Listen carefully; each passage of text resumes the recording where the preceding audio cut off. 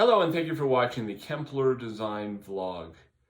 I want to use this as an opportunity to answer an often asked question, and that is, should I get for my motorized shades, should I get a solar charger?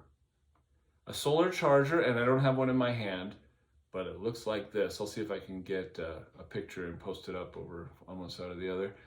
Of what a solar charger looks like. And it's basically made for rechargeable battery systems, lithium ion batteries, typically done with roller shades. And people put up these chargers, not chargers, the solar adapters. So in other words, it accepts the power through the sun and trickles it to the battery so that it lasts longer.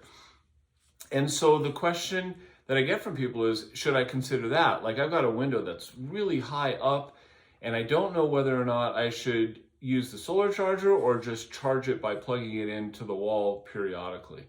And so I did a little research on this and I wanted to pass it on to you so that you can make the right decision for you, because everybody's circumstances are different. So I have notes here that I'm looking at, and I just want to be clear on that I have to look at that to get the answers to these questions. So first of all, we need to be clear that there are a lot of variables involved in this. It's not a simple solution as to whether or not the solar battery life is going to be stronger or lesser, or how long it's going to last. Like, because some people claim, oh, if you do as the solar charger, once it's up there, it's good for life. You never have to ever charge it again.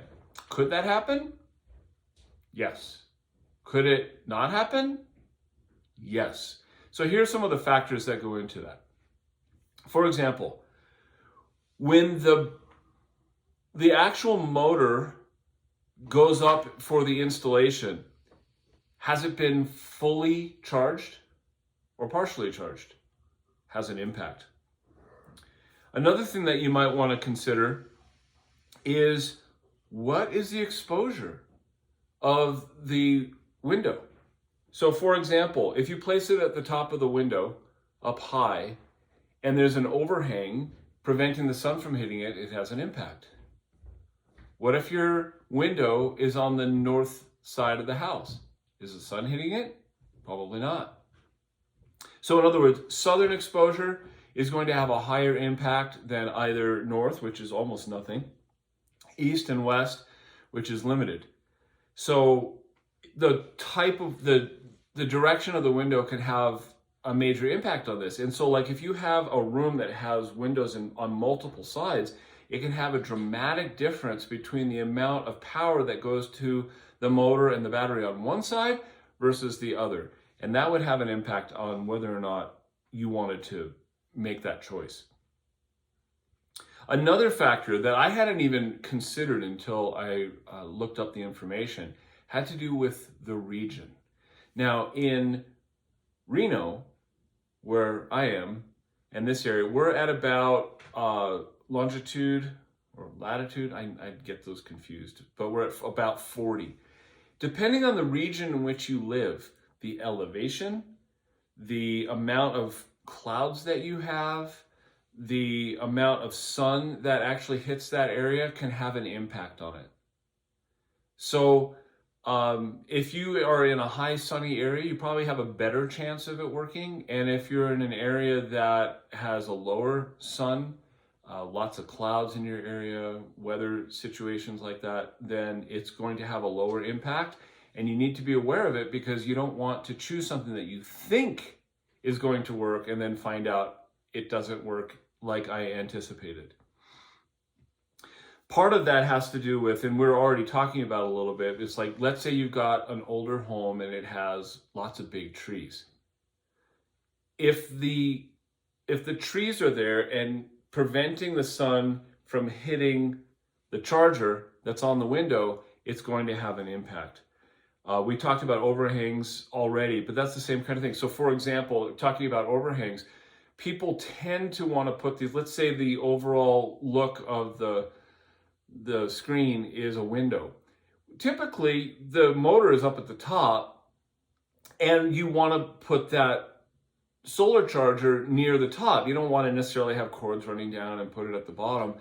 But if it's at the top, and again, there's that overhang to prevent the sun from getting into the space, it's going to have an impact on whether or not it's going to receive the appropriate amount of charging.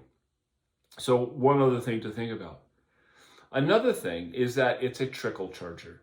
It's slowly sending a signal from that solar receiver to the motor, trickle charge. So if you use that shade a lot, or if it's heavy and it uses a lot of energy, it's going to have a dramatic impact on the amount of time that it will work. With that in mind, we also have to think about the type of lithium-ion motor that's using. Is it high energy, or is it very low energy in the way that it's used? The bottom line on all of this is that you have to digest it and take it all in. So I think the way that I look at it is this. If you wanted to do something like this, you have to go into it with the concept of, I'm willing to give it a try. It's not guaranteed to work that way. In fact, just add this as a caveat. A major company that I work with has temporarily paused the use of their solar chargers. They're making some adjustments.